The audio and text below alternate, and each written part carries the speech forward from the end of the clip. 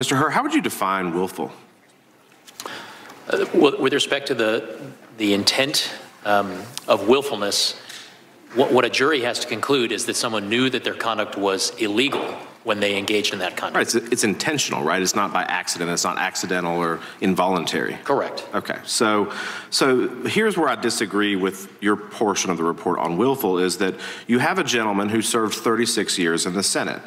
I've only been here a year, but I understand the importance of handling classified information.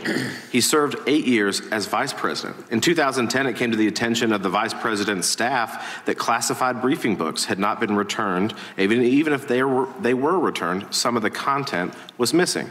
The same year, the executive secretary raised that nearly 30 of the classified briefing books from the first 6 months of 2010 were missing. In August of that year, then Vice President Biden failed to return top secret, sensitive, compartmented information contents of a classified briefing book from a trip that he took to the Hamptons. And to date, you were unable to determine if these documents were ever recovered. Is that correct? Correct. So to me, this wasn't. When does willfulness when does willfulness factor in? Is it now in his diminished mental capacity, or is it then when he was serving as senator and vice president?